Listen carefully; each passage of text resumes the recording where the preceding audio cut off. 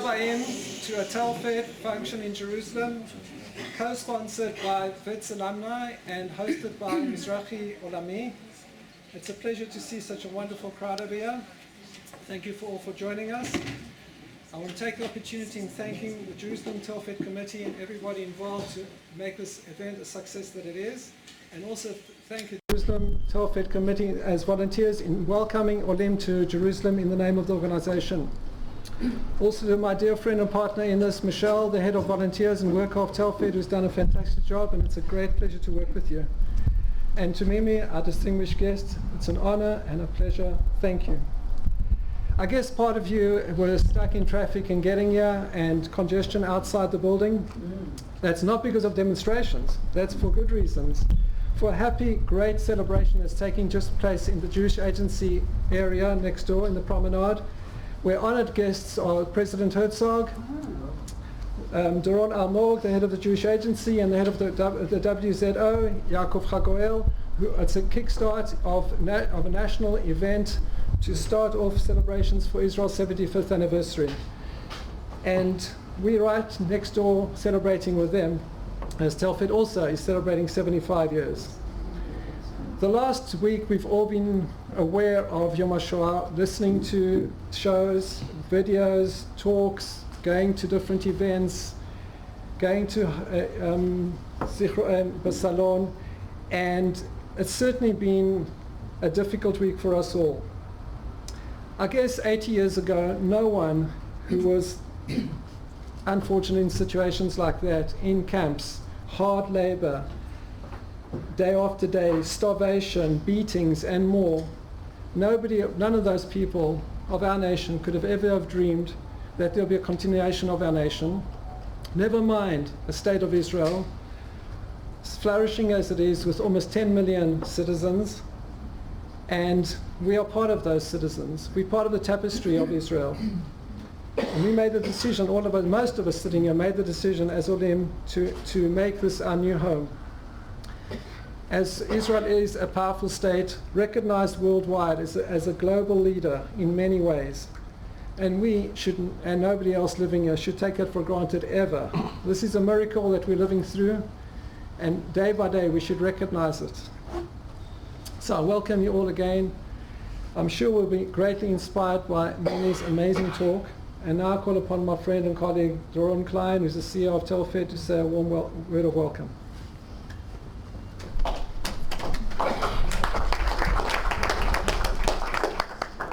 Roy, honor and a pleasure to be here this evening, especially to be here with you, Mimi. Thank you for coming to grace us with your presence and to share your words with us. You know that we're the only nation in the world that has its own term for racism against us, which is anti-Semitism. There is no other nation in the world that has an official name for racism against it. I mean, there's racism all over the world, but against a certain nation, we're the only one that has that term, anti-Semitism. No other nation in the world has a specific term for racism against that nation. Just us.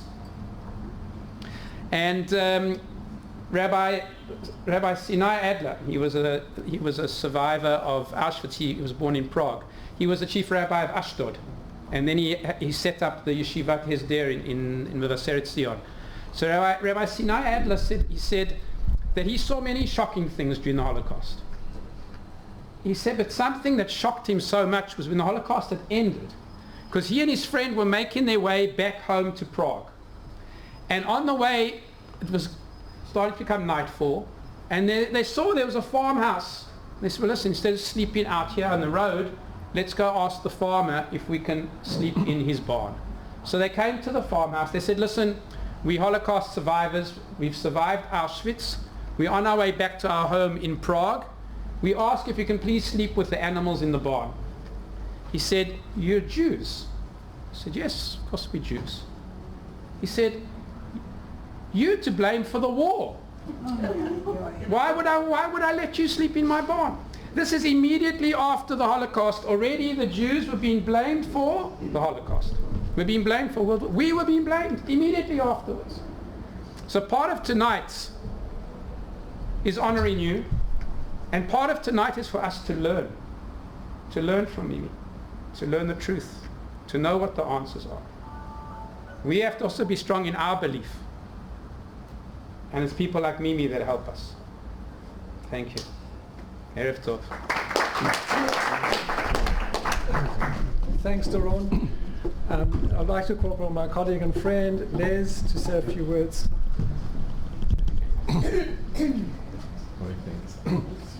Roy, thanks a lot. And Doron, we go back many years. So yesterday I saw something absolutely quite unbelievable. It was the commemoration of the Warsaw Ghetto uprising.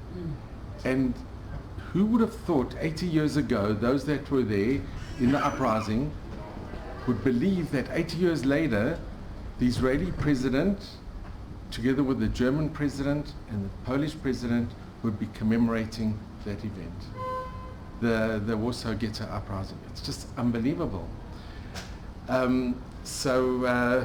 We're living in amazing, incredible times, and this week has been very, very emotional to all of us living in Israel with Yom Hashoah. Tonight's event, how did it come about? So before the corona, we were at a Telfed meeting in Roy's home, and we met Ilana, and Ilana mentioned that her mother is a survivor. And I'm very passionate about meeting and just documenting survivors. So I was so excited that Ilana mentioned that her mom will be coming to Israel, that I could just document and interview her. Corona came and we had to delay it. And tonight is actually the realization of that dream, that she'll be coming to Israel and we'll be able to hear her.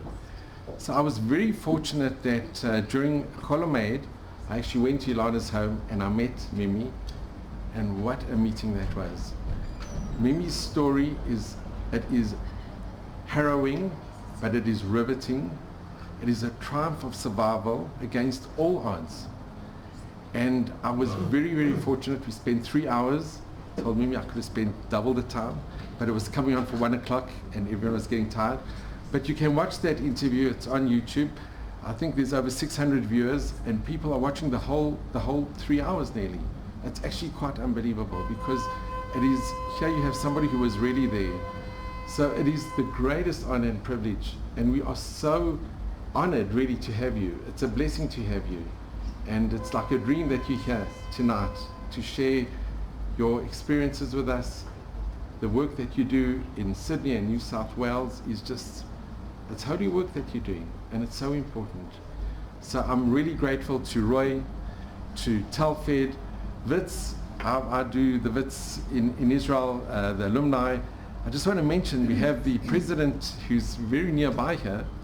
His grandmother actually went to Wits and she graduated at Wits, which is quite unbelievable. And Wits are very, very, very proud to have a branch, the Alumni here in Israel. Even with all the BDS and all the anti-Israel sentiment, especially in South Africa, they're very proud to say that they have an alumni which is very active. In fact, we're one of the most active branches of the Wits alumni worldwide, and they're very supportive of us. So without any further ado, I want to introduce Ilana, and I want to thank you so much, Ilana, because that discussion that we had tonight has become a reality. So thank you. And thank you all for coming.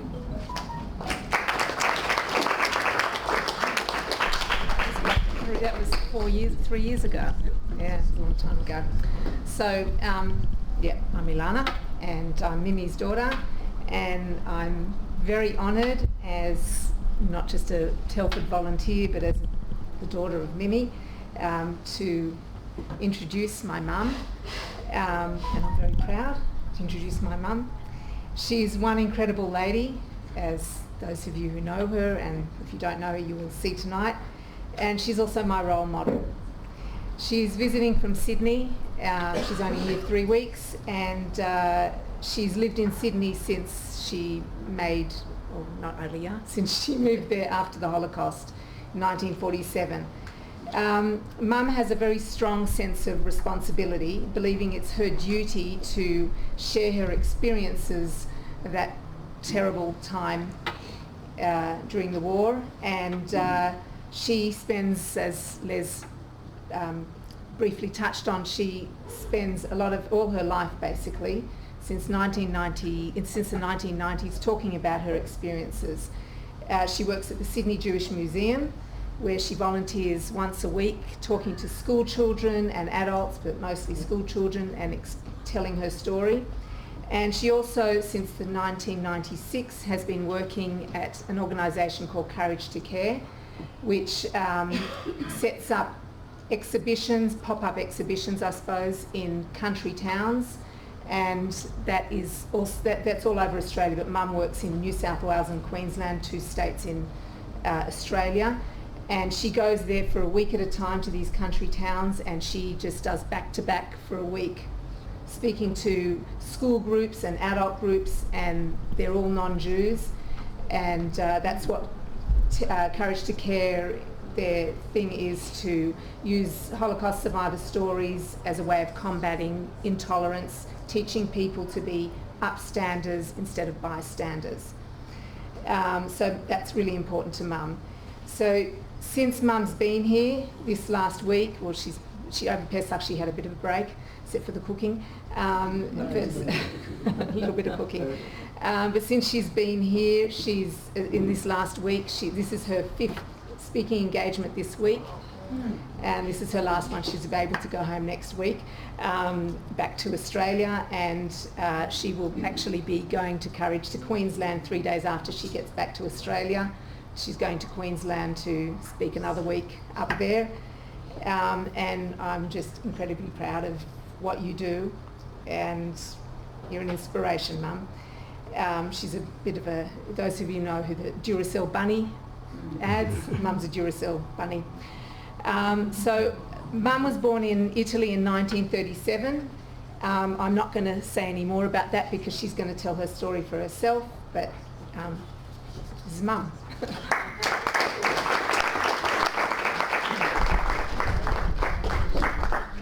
I don't like standing behind lecterns. I'd rather, if you don't hear me, feel free to tell me to speak up. I'm Mimi Wise. I was actually born Miryam Goldman in 1937 in Milan, Italy. My mother and my father were both born in Poland. My mother was born in Warsaw in 1914 to a family called Pshenitsas.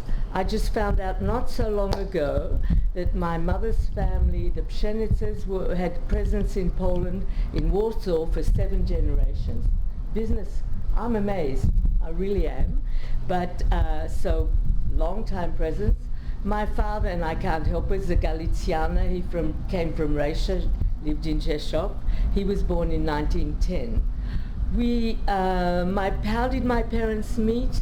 My father was actually a yeshiva bucha in Galicia. He was an adherent of the Bluja Baruf, if anyone's ever heard of him, and he lived in America. I actually had the good fortune to meet him in 1958, but and his father died in 1930 or thereabouts, and he left Poland with an older brother and went to Germany, where he lived a number of years, and I think it's about 1935-36, when he was a religious Zionist, and he was on his way to Palestine.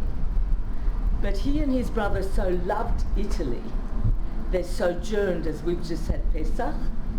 So I like to use that term now that I'm in Israel, and I'm not talking to a non-Jewish audience. So he sojourned, he remained in Italy for a while, but he had met my mother on the way from Germany. He went to a city called Strasbourg in France, in Alsace-Lorraine, and there he joined a youth group, Jabotinsky followers.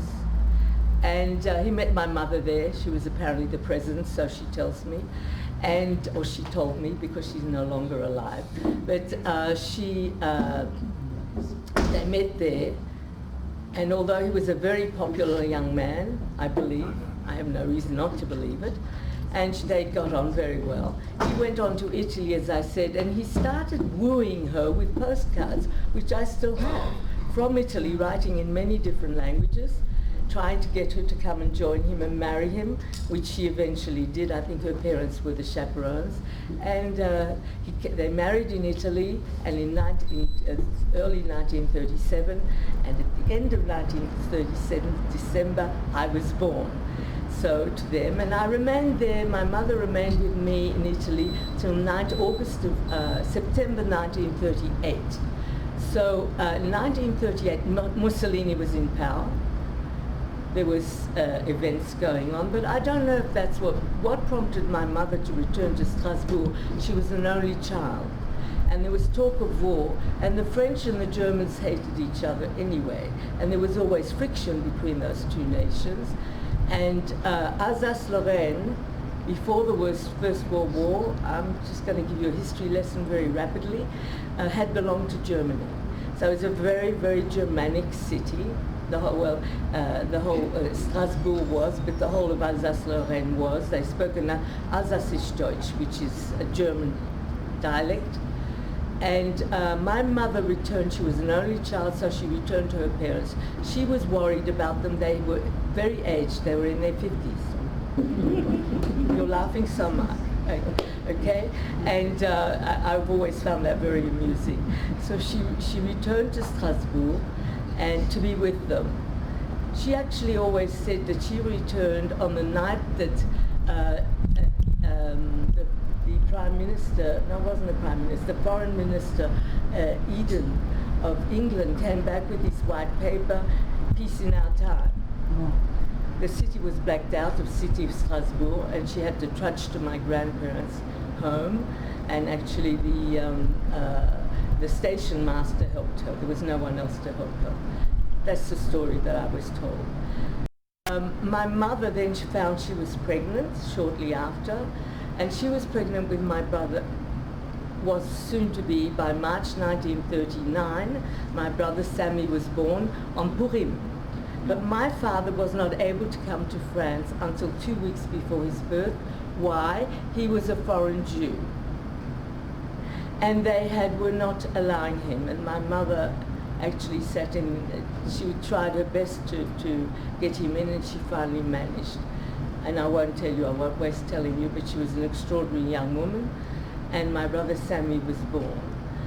On about the 31st of August 1939, the authorities of the region of Alsace-Lorraine said that all families, Jewish and not Jewish, who had young children and old people in their families should leave the region, and we were told where to go. Why? Because they would be a hindrance to the war effort and put themselves in danger should the war start. So my father had a car, and they tell the fact that they took all the seats out and they put tunas in, and we sat in there, and my mother had a pram, and all the mouses that they tell you, and we moved south into central France to a place called Périgueux, which was the Dordogne area. And I met someone in Australia in a place called Albury, which is, the Australians among you would know Albury. It's between Victoria and New South Wales on the border. And he read, excuse me, I need to, this man who was born in 1940 was telling me that his birth, he was Jewish, his birth was registered in Périgueux, so his mother had him on the way. She was there, and he had come from Strasbourg. His family had come from Strasbourg. So that was proof to me that there was no exaggeration. This had actually happened.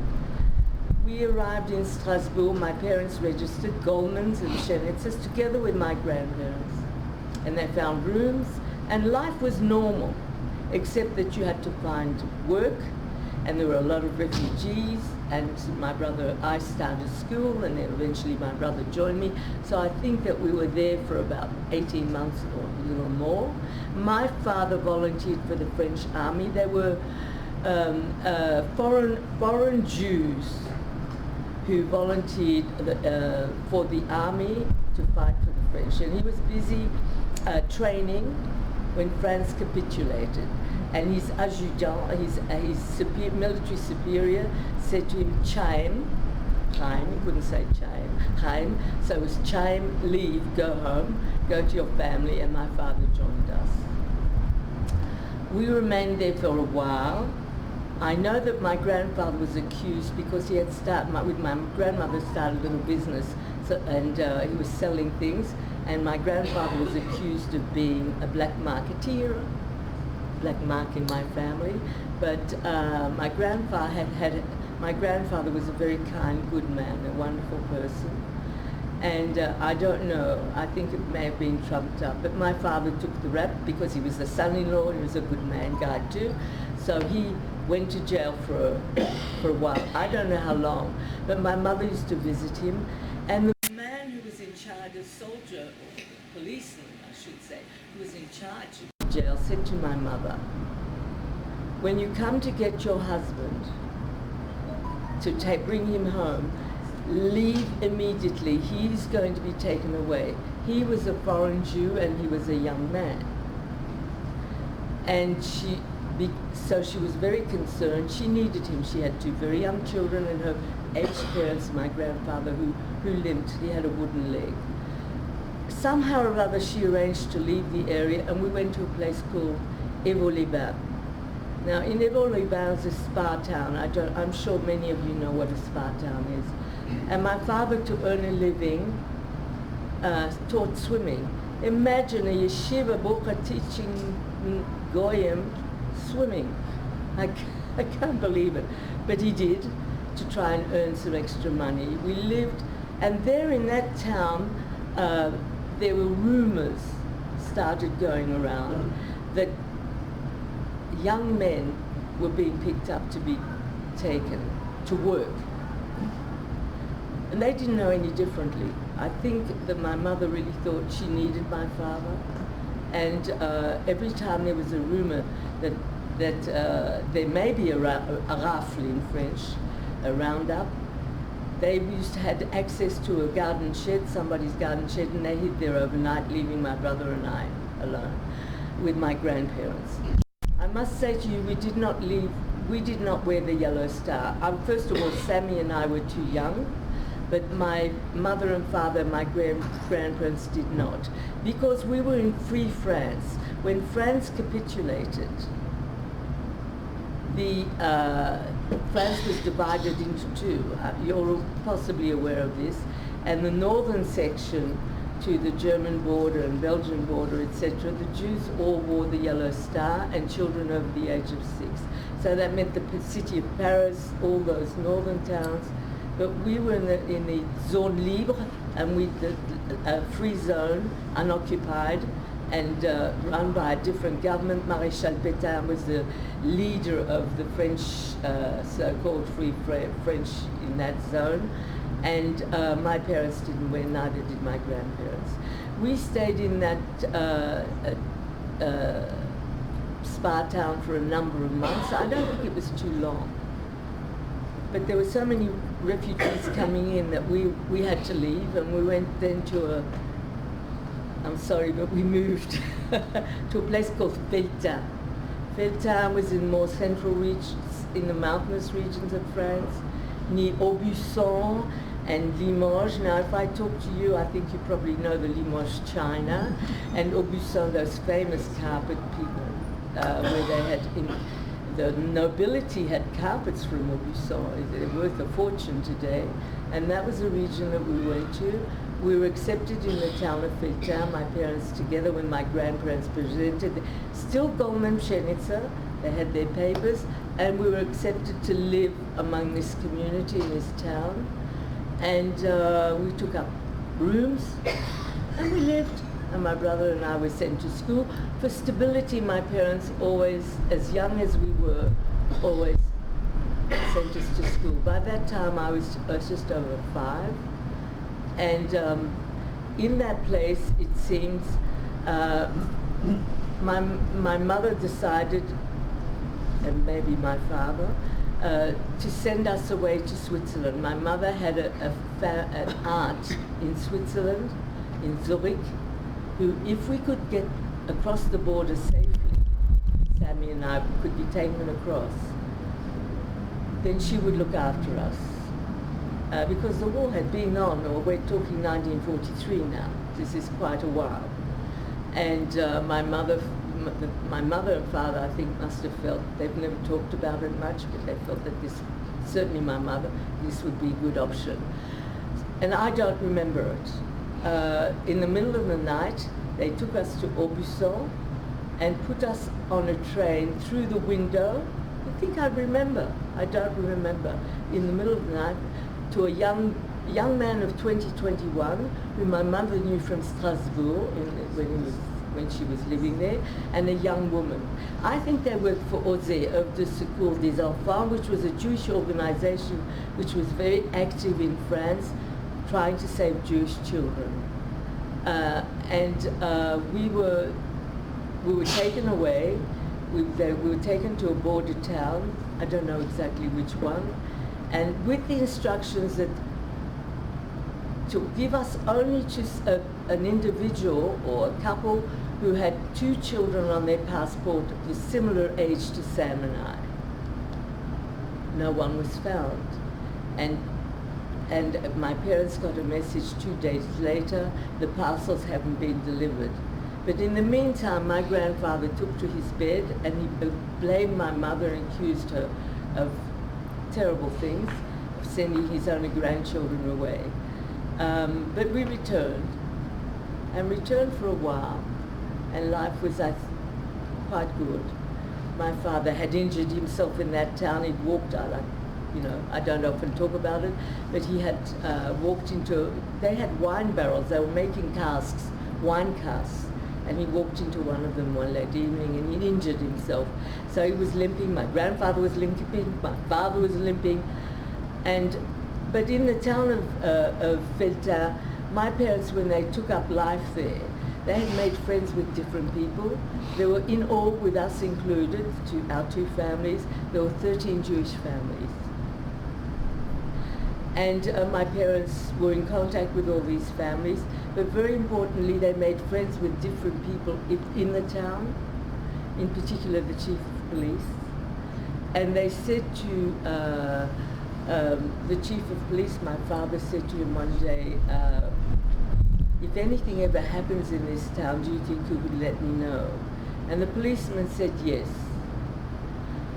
On the 4th of November 1943, which was a Thursday in France, Sam and I were not attending school, no one, because there was no school. The policeman received in his office 2 men who were the milice. I want you to know that in France, it was not necessarily the Germans, the Nazis, the Gestapo who picked up Jews, certainly not in the areas that we were in. There were plenty of French collaborators who were very willing workers, and there are books about the willing workers in Germany and other places, who were anti-Semitic and would be very happy to hand over Jews. These 2 men must have been part of it. They put a sheet of paper down on the policeman's office desk, and on it he read 13 family names, all the Jewish families, because we had registered in that town, so they knew who was where, registered in that town of Felta, and they had come to pick us up. The policeman excused himself, went apparently to the back of his office where his family lived, told his wife and daughter, go and warn the Jews, they have to leave immediately, they're in danger. The mother came to us, my father took my brother Sammy by the hand, and I was 4 weeks later, I was going to be 6 years old. My mother took me, and each went to warn a family, and my father then picked up my grandparents, and it was a country town. So we had dirt roads, unpaved roads, and it was rural, we had fields nearby, and I remember there was a woman who raised goats there, and we met my father, my mother and I on the way through into a forest. And why a forest? My parents had been looking for, while we had food, often they didn't have enough food. So my mother used to, and father, used to go into various farms. They had a bicycle, because our car was hidden in 1930, would have been hidden by 1940. and remained in Périgueux. And my parents exchanged their car for bikes, which my mother called a Rolls Royce. I think it's important that. And they could range out into different farms, and so they met different people. And one of the things that my parents did, people are always open to a nice gift, and the chief of police always every now and then used to get a side of pork. So worked in Australia, and we use the expression, she's sweet. My father sweetened him up. So that was maybe one of the reasons that he had such good relationships with people, apart from being a very charming man. But we were warned, we went into the forest, and there my parents knew that there was a farmer and his wife. They were actually Poles, and they were tenant farmers, and my parents explained what had happened, and the farmer agreed that we could use his barn for the night. In the end, it ended up not just us, but we were 12 families there in that barn. And we remained there for 4 nights. There was nothing in that, we walked out, I'm dressed very well compared to what the people were. We just didn't, whatever, we couldn't take anything. No food, nothing. We just walked out, that was it, all of us. That one family didn't come, and I think it's important I tell you about that one family.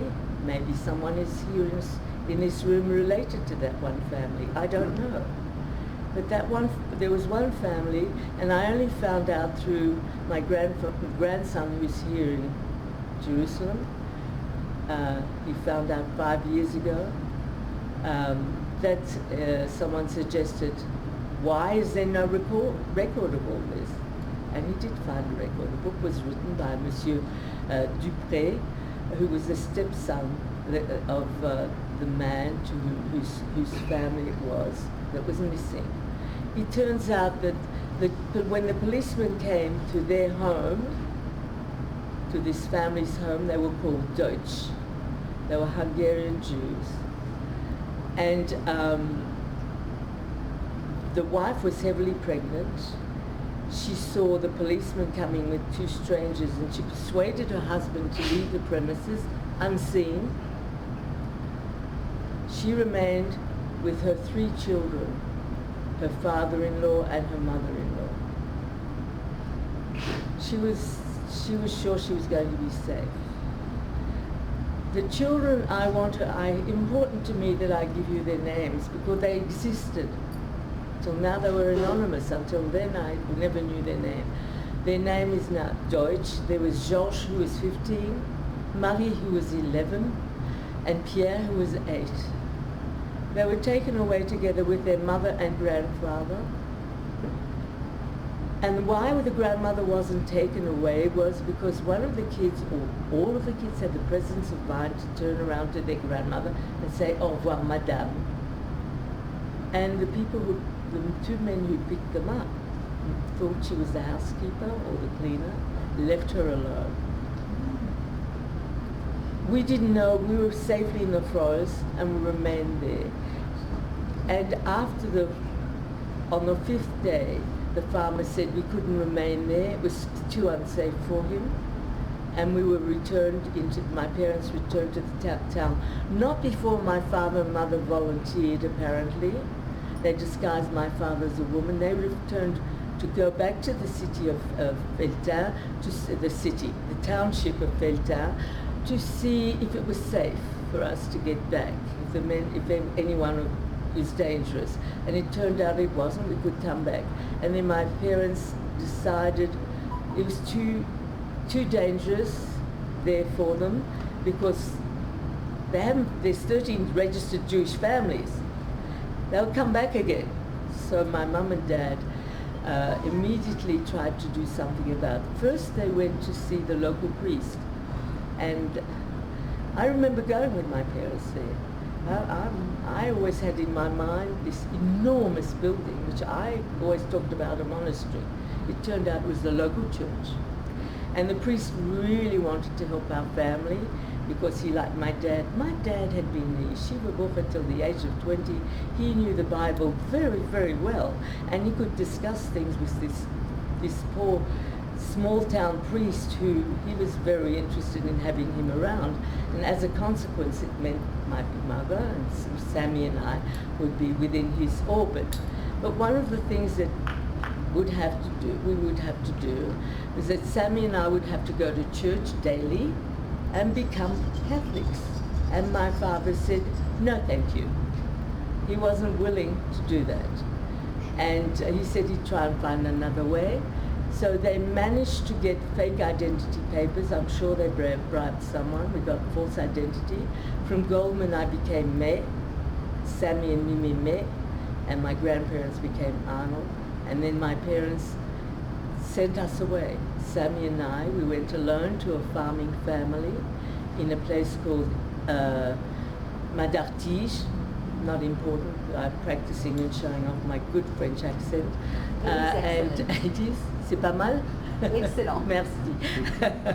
and in Madartige, there we joined a farming family, and remained there for about 5-6 months, because I remember a winter in tobogganing, and Sammy and I had to work like farm children. By that time I was 6, and Sammy was not quite 5. And we worked hard. We had to make butter and help them. And one day, I think about 5-6 months into our stay there, Sammy was in the house with the grandfather, and there was a banging on the door. I was out on the farm premises, and the grandfather got a shock, and he took my brother Sammy and he threw him into the cellar, pushed him into the cellar, and closed the door. And when Sammy was safe, he opened the front door, and a man stood there and said he was from the authorities. Neighboring farmers had gone to the authorities to say they suspected Jewish children were being protected or housed by this farming family, and he had come to check up. He looked through the house. It was a 2-story house, I remember, and he didn't find Sammy. Now Sammy was cowering in the cellar. My brother today is a strong, big, tall, wonderful man, and for him it was a terrible event. He was alone, and he was scared, and I wasn't there. I was always his companion, and something that he's never been able to deal with easily to this day. He's only spoken with me once somewhere, and he did a brilliant job, but he doesn't want to do it. He just can't. But he wasn't found, and that evening when the family returned from their chores on the land or whatever, it was decided that Sammy and I had to be sent away. We were putting them in danger, because it's just every time if they don't find someone, they'll come back, you know, and they would have found me. And like the Deutsch, had they found me and Sammy, we would have been sent away to a holding camp like the Deutsch children. The Deutsch children were picked up on the 4th of November 1943. By the 7th of December, they were on a convoy to Auschwitz. I've got a book that was written by Serge and Beate Klasfeld about the deportation of 76,000 Jews from France to concentration camps, mainly Auschwitz. And the names are, it's tragic to see. They've even got Greek Jews in that book, but from Salonika. But it's absolutely tragic. And these I found, once I knew the name of the Deutsch children, I tracked them down to the 7th of December 1943. And none of them survives. Not the mother, not the children, no one. We weren't found, but had we been found, we would have been in that book. And my parents wouldn't have known where to find us. Which camp? There were plenty of camps in France. It wasn't just Drancy and Pithiviers. There were many more, and certainly in central France where we were. They had willing collaborators, but we weren't found. And of course, as you know, I'm standing here in front of you and talking to you. So we weren't found. We were returned to my parents. But my parents were no longer in Felda. My parents were now somewhere else. when we were in that spa town where my father taught swimming, my grandmother hadn't been well. So she had been, her court doctor had come, and he sympathized with the family, and he gave my mother and father a note just before he left, and on the note was a name of a man. He said, if you ever need help, maybe this man can help you. And when we were safely in Madartish with the farmers alone, my parents remembered the letter, and probably my father, because he had a great memory, and his daughter doesn't inherit his memory, unfortunately, but they did remember. They made it their business to find this man, which was not too far from Fed Town where they'd come to try and pick us up. That's the whole family on the 4th of November. But my parents, I shouldn't use my hands so much, my parents found the man, and he was a landholder. He had a huge farm with a lake, and a flour mill. He had 3 families working for him who had homes on his land, and my parents found him, gave him the note. He read the note, and they said, we're Jews and we need help. He said, I don't like Jews, and I hate the Bosch. The Bosch are the Germans, a derogatory term for Germans. And with that, my parents were able to live with him, form part of that community. My father but one of they received a home which was totally bare of anything. I mean, this is a palace compared to what that was. And my father had to work as a peasant farmer, and he worked hard. And he always told us how hard, especially my brother Sammy, how hard he had to work. But he was a strong young man, and he was very willing. And for that, he got a midday meal for his work. And my mother and father, and together with my grandparents, had sanctuary there. And we show up, Sammy and I. And they had always said they didn't have children. Now they had to say, no, we're a niece and nephew. We lived in Lyon with my mother's sister. She didn't have anyone. I mean, she was an only child. Everyone nodded, believed her, and so they said. And we joined the community. And of course, it was wonderful. And being farm children, there's nothing wrong with being farm children. And you have animals to play with, other kids, which is not something we were familiar with. And we lived there quite peacefully until one morning we were Sammy and I were playing on the road, and which was a very narrow road, enough for one car and one truck. And early one morning with a couple of the village kids, it's not village, it was a farming community. And my brother and I, because I talked to schools, I talked differently. But my brother started making a lot of big fuss, and you have children, and many of you, and your grandchildren, and you know when they're 5, 6 years old, then once they get it, they nooch, and they don't stop nooching. And Sammy nooched, and we finally took the other 2 children, myself, stopped our play, and we took notice of what he was complaining about, and we realized there was something sounds and that we were different in that you hear birds, you hear wind in the trees, you don't hear these sounds, a rumbling, something, vibrations in the ground. And we ran to our parents who were aware that something was going on, and they were outside the house that were really, and they told us to, like obedient good French children, you obeyed in those days everything you were told.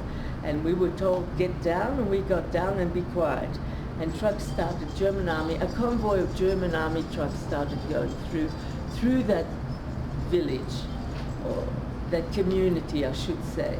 And my parents realized what it was, and they were terrified. And the convoy stopped in the village, and in the community, a soldier jumped out, banging on the door. And my parents had always told Sammy and me, in Australia we talk about stranger danger. don't talk to the bad men. They were the bad men. And don't talk, and if someone asks you a question, you never answer, you just say, your name is Mimi, and you don't remember and you don't know. And that was it. And for me, for the first time in my life, I was afraid. I was never afraid of anything. I was afraid. I was terrified. These men in front of me were the bad men, in full uniform. And what seemed like forever, they banged, and no one responded, and they left. Monsieur Belgi was so concerned that he said that my parents would sleep in the chicken coop, which I think that was Sammy and I, that's a chicken coop, circa 1986, at the back up here. And they would sleep in the chicken coop overnight, and my grandparents and Sammy and I would sleep in his home, which is a 14th century home, stone. I think Ilana has a photo somewhere you show. Look at this impressive house. So we lived up on the first floor, not one night but 2 nights, because if another convoy came through, it's quite possible that they would not just stop and go, they would stop and search. We had 3 males, all circumcised. They would have found us. It was dangerous for the entire community. And Monsieur Belgi was not just a simple farmer, and he understood. So we remained with him in his home. And during the day, life apparently went on normally, but in the evening we stayed in his home. And after that, we had a few other incidents, not as dangerous. And then the war finished for us. We turned bit by bit, and we ended up in Périgueux, where my father, I remember, insisted that we have our first Hebrew lessons. And as I had said before, I wasn't too excited about learning Hebrew, and I started school. And we found that our family in Périgueux, most of them had survived, except one uncle who had been picked up during the war. He was picked up as an officer, a German officer had been killed. So as a reprisal, a number of men, about 10 or 12 men were picked up, among them Jews. They released the Christians and they shot the Jews. There's a memorial outside of Périgueux towards going to La Garbe, where there's a memorial to the Jews that were murdered there. That was one of my uncles. A cousin of my mother's died. He was in Drancy, in Paris, and he ended up, I don't know, but I do know. Unusually, most of my family in France survived. My extended, the ones who had been in Strasbourg with us. Bit by bit we returned to Strasbourg, and in Strasbourg we found my parents had rented apartments, and my grandparents prior to the war, and had stored all their things in the cellars and things. They couldn't get any of their possessions back. Everything had been stolen. They couldn't get into their apartments. And Sam and I were sent to school immediately, and because school was always important for stability. And there the kids spoke Alsacisch Deutsch. And although I spoke Yiddish, which was my first language, I was struggling with Alsacisch, and I had no.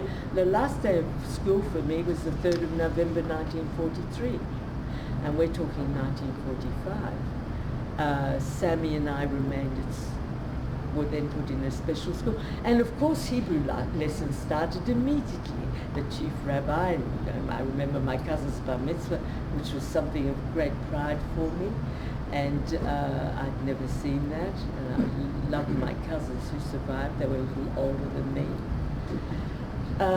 One day in Strasbourg, my parents, well, before I get to that, my father used to take me to the transports that came from the east and the north, the Poland, particularly Poland, because he had found out that his 4 sisters and 1 brother had died in concentration camp with their families. They were all married with children. So his mother died of starvation. She was an Orthodox Jewish. She refused to eat treif, so she died of starvation in the ghetto in Rzeszów in Galicia. and the rest of the family perished. And my mother also found out her entire family, my grandparents, the entire family on her side in Warsaw also perished. We have nobody in Poland that I'm related to, except again my grandson Mikey found out, no, it wasn't Mikey, it found out, it was my grandson in Sydney, found out that there was a cousin who had married a non-Jew. Her daughter, who was born in 1937 like me, always thought she was a Christian, although her father was a Christian. Her mother survived, and she found in the 1960s that she was a Jewess on the mother's side, but she wasn't interested. She suddenly, by chance, something went out where he was trying to find out information. She wrote back, she's related to, she's a Maiman on her mother's side, and she's from Warsaw. She's the only one, but she was a professor, an academic, and more interested in that.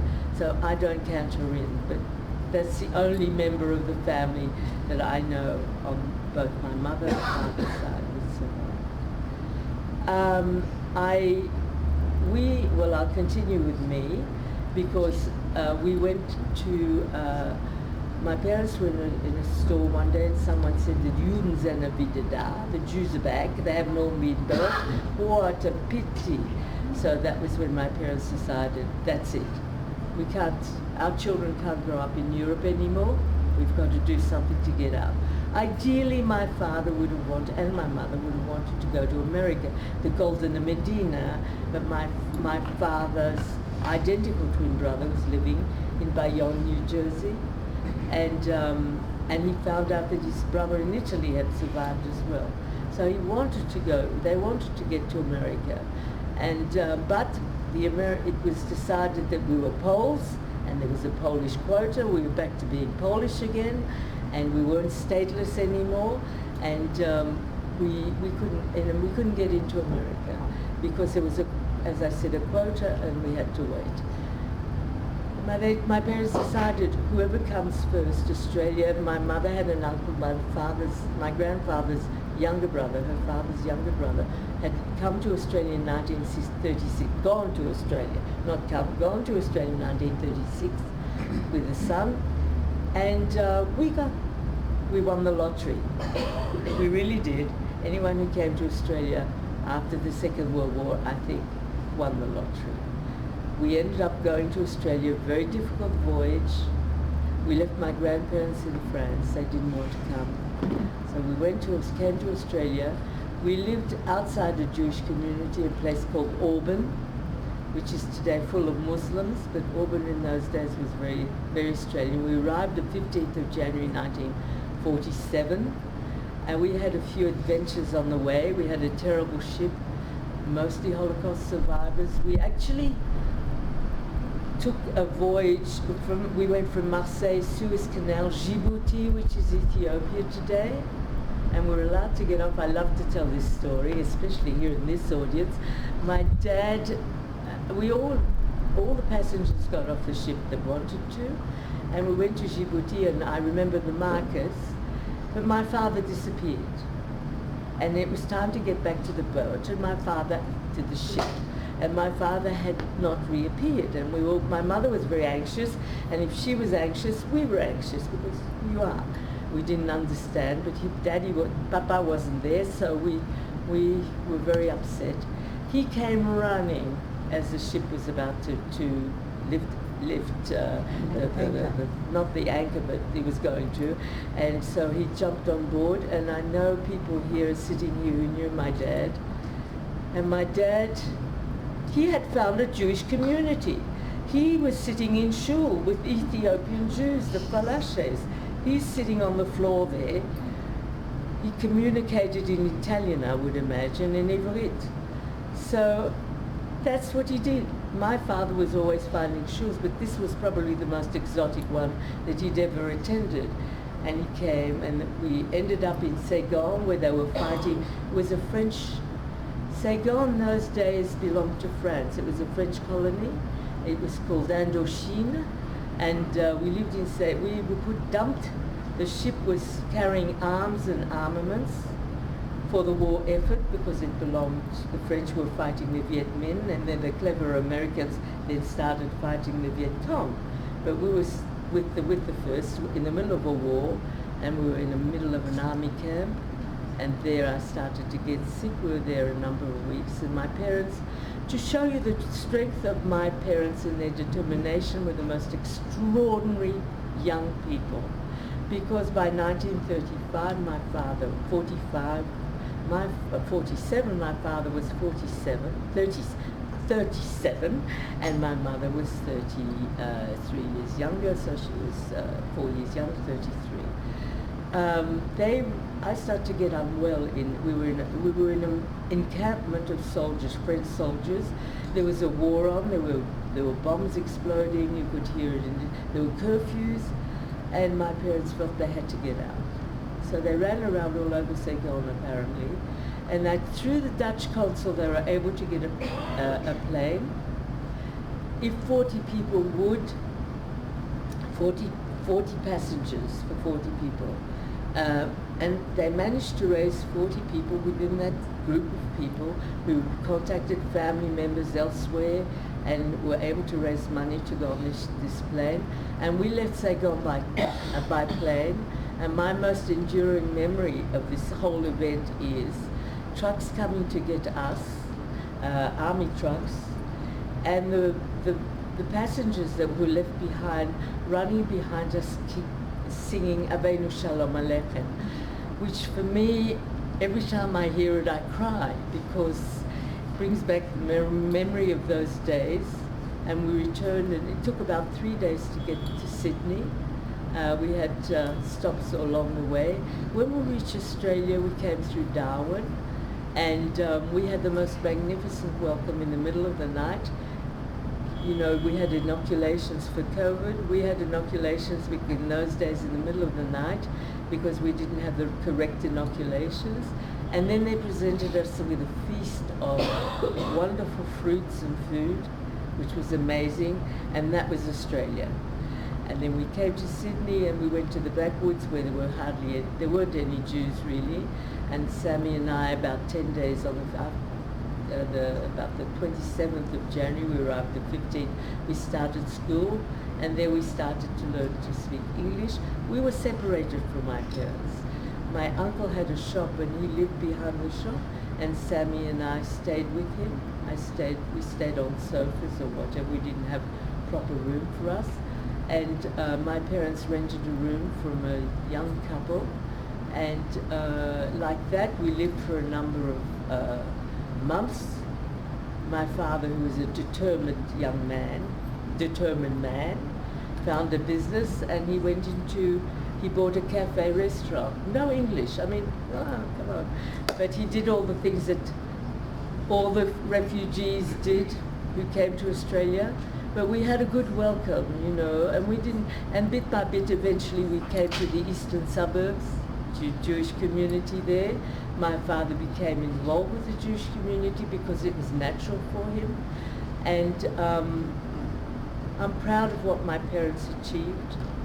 We achieved a good name. I live off the fact that my parents achieved a really good name. They were most amazing people.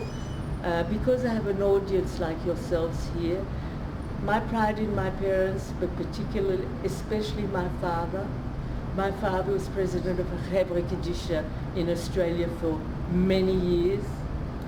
He got the award of Chaver, which to me was very important, the second layman in Australia in its history to ever be awarded that.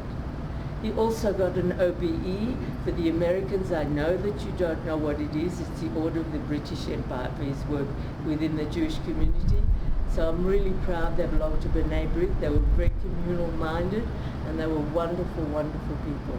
They're now deceased, of course, but they made their mark, and certainly with their children and grandchildren and great-grandchildren, they are a source of great pride.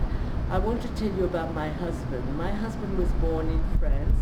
I hope I have time because I waddled on a little bit too much, waffle on. My husband was born was born in France in 1933 in Paris. Both his parents were from Poland. His older sister Rivka was born in Poland. They were called Weitzelbaum. The mother's name was Sibylska. The family came to Paris when my late sister-in-law was just about 9 months, 6 months. I really don't know, but they arrived about 28 and settled in Paris. And poor people. That's why they came to France, because they were poor and they were trying to better their lives. They had 2 more children. They had son Henri and my husband Leon in 1933, and Henri was 18 months older. When the Germans, it was evident that there was going to be a war. In Paris, like in Strasbourg, they said families with children should send them out of the area. My husband's mother, who was an Orthodox Jewess, the family was Orthodox, went to see Zalman Schneerson, who had just arrived, been in Paris since about 1938. She said to him, she knew him apparently, she was part of his congregation. We are an Orthodox Jewish family. Children are being sent out of Paris. I believe I should send my children out, but I can't send them to a normal school.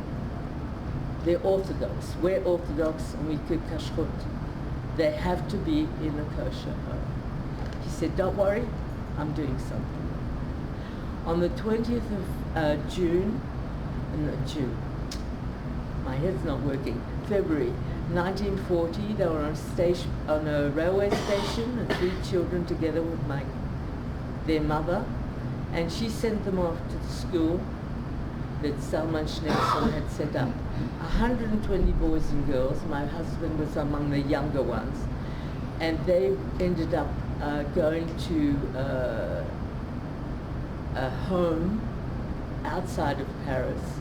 I believe one of the homes was a Rothschild, so it wouldn't have been a little home, it would have been something quite impressive. And I know my husband used to say that he had to polish the floors, do things. He missed his parents terribly. His mother was a seamstress, it seems, she made clothing, so that he had extra clothing for her. And it's very poignant what I think it's very poignant. When he came, apparently the people who looked after them, the teachers who were going to the young people, went through the children's possessions, and the woman who came to see what my husband had said, you have too many pants and things, I'm giving them away, and she took them away, and he started to cry. He's 7 years old, and she said, look, other children don't have, and you have so much. And he said, I cried. And he said, but then I learned other children I have to share. So he learned a lesson there that he has to share. They managed to survive the war in France until 1943. Before Rosh Hashanah 1943, they were moved a couple of times, not too far from where we were actually, about 90 kilometers as the crow flies. So I didn't realize that until much later. The group of children were warned. Someone came and said they have to leave immediately. And they left immediately, and they're broken up into groups. My husband tells me that he was with a larger group at first, and they were in Lyon station, and they were up in the roof attic, in the roof cavity, and they heard a lot of noise, people and noise of foot people walking, and it was late at night. They looked down through the windows, that they have these semicircular windows, and he looked down and he saw Jews, he said, Jews of Lyon being marched into the station, and they were hiding up in the station. Anyway, they caught trains, and what was happening is they were going to do that, those 120 boys and girls, they were going to try and get them across into Switzerland. And I think that was Bosé, Œuvre de Secours des Enfants, that facilitated this. And my husband tells me that his sister, with her, there were 8 other children, so 9 children. She was 15 and a half. She was responsible for taking 8 children across into Switzerland. I mean, it's unbelievable. Could our kids do it? We wouldn't want them to do it today. But she tried twice and failed. The third time she managed to get them across into no man's land, and they were stopped by a guard, a Swiss guard. They were confused. He had buttons, he had what looked like a German uniform, the helmet and everything, but the buttons had not the Hexenkreuz, but they had the Swiss. Yeah. So that was, but my husband didn't see that, and Raymond said to them, run, so that my husband and his brother ran, and they realized no one was following them, and when he turned around they saw that they were all down, so quickly went back. And the policeman said that the guard, not the policeman, the guard at the border had told them to lie down because there was this German patrol going through. And with that he saved their lives, and they were able to come into Switzerland, and they stayed at a school. They were in a camp, and they were put up in a camp situation. I know that my husband had said that young men, young French Jews, young men 18, 19, when they came across and they stayed in the camp where they were, the Swiss came at night, the authorities, and took them back to the border and threw them out. I didn't believe it, really, you know. But it actually happened because a husband and wife called Dimnis, Henry and Miryam Dimnis, who were like their mentors, who looked after them and helped them in France, and they managed to get into Switzerland with the group. I met them in Los Angeles, and I asked them, and that actually did happen. And when they came in, that group of children, like my sister-in-law, who was to become my sister-in-law, she said to her brothers, and she was one tough kid, she said, you're not to say, like my parents, no, you don't, just your name, and you don't know. And they were registered as the Cybulska kids. Their mother's name was Cybulska. They'd been married in a Chuppah edition in Poland, but I don't think they were married in France, registered in the registry office. So they were registered as Cybulska. They remained in Switzerland, and eventually the war ended. My sister-in-law Raymond, who was to become my sister-in-law, remained in Switzerland, and she actually married a young man, an Orthodox Jew, and remained. And Léon, his brother Henri, was sent back to Paris to an orphanage where they remained. Why did they come to Australia? They were supposed to go to Canada, but it was a lottery, you know. And my sister-in-law was very reluctant to see her brothers go, because her mother had said to her at that railway station on the 20th of February 1940, you have a right hand and a left hand. You have to hang on to your brothers and look after them. That's your work, that's your job. And she did that. She did that all her life. My husband came to Australia together with his wife, his brother, in 1948, about 18 months after we arrived. And I eventually met him. I always heard about Léon, why is this, Léon, why is that? I never knew him, you know. And eventually I met him, and he's a nice guy, and that's it.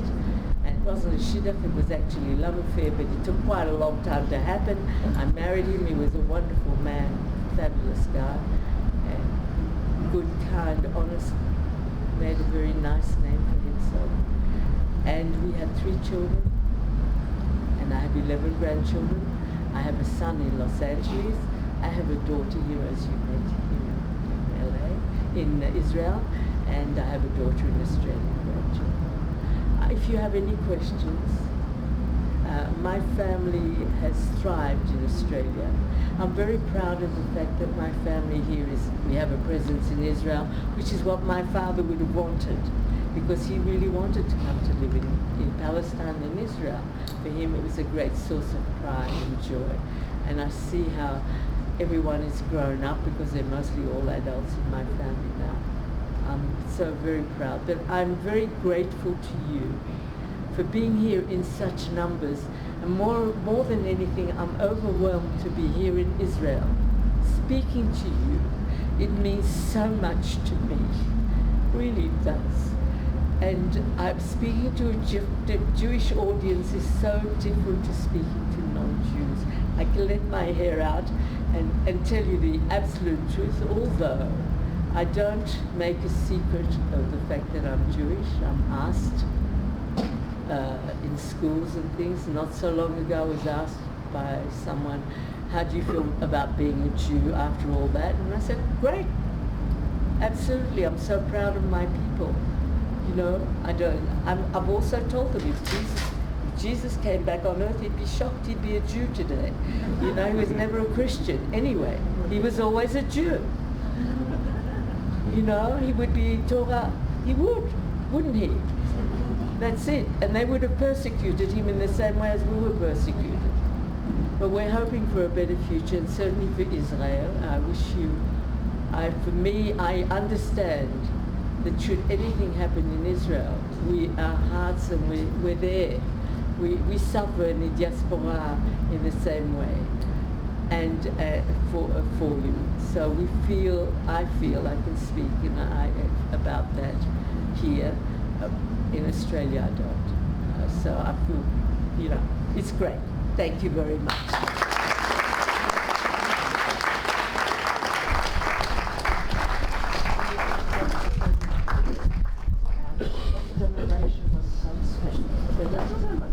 Do you want to ask some questions? Has anybody got any questions for Mimi?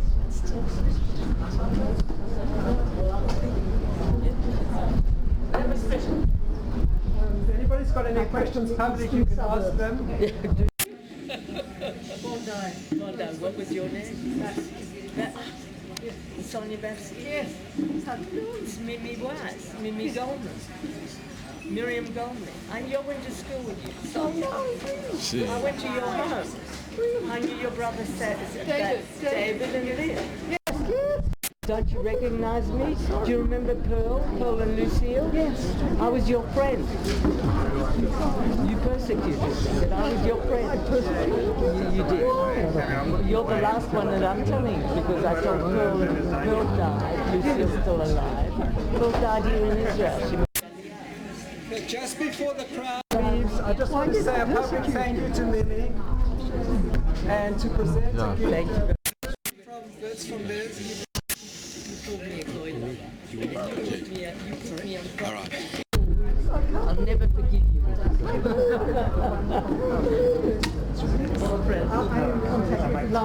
That's my daughter. Oh.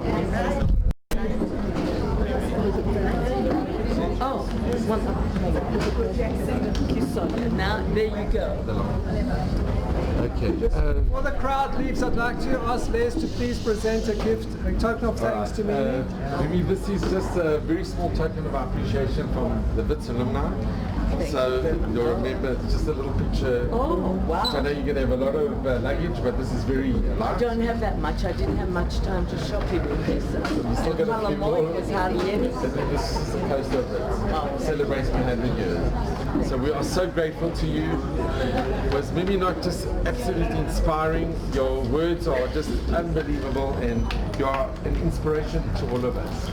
Really, we are so grateful to you.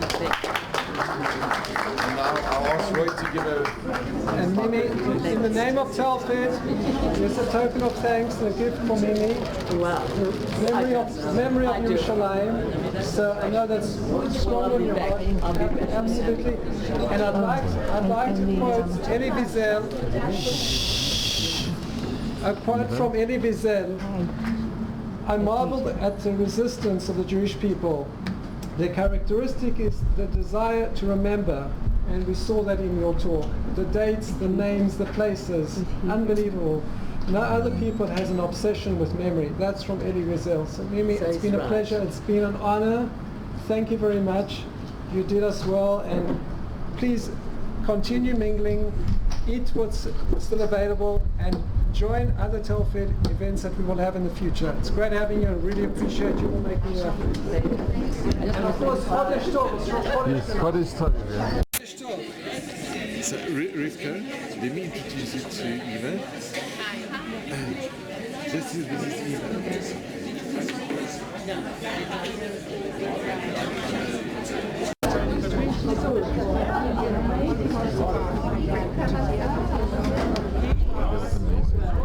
It's important. Wow. It's important. Wow. It really does. Well, I'm going. You're amazing. You spoke so nicely. Monday, beautiful. I get up and I have 3 sessions a day. That's so tiring. That's so tiring. No, I do it because I do it. That's my job. You're amazing. It's so well paid that I love it. Well, come on. Be well. I was so interested when you said that someone goes to because that's where they come from. Still isn't they come from? That's right. I went to visit them in that's when I first met them in 1958. You're kidding. Yeah. They're my first cousins. So the first trip I went overseas, I went to Bayonne to see them, meet them. Well, Judy was already married, so we went to Massachusetts where she lived. That's where she lives, right? And that's when I met Jack Reiner, my cousin, her husband. Amazing. Well, That's our world. That's our world. I really am thrilled that Phyllis told me about you Oh, and good. gave And I me your hope to meet daughter's you again. and gave me your daughter's phone number. Okay, well maybe next Pesach if you're here and I can come here, maybe I'll see you. It's a big trip for everybody. We do it. We sit and I put my children on a plane, I read a book and I do it.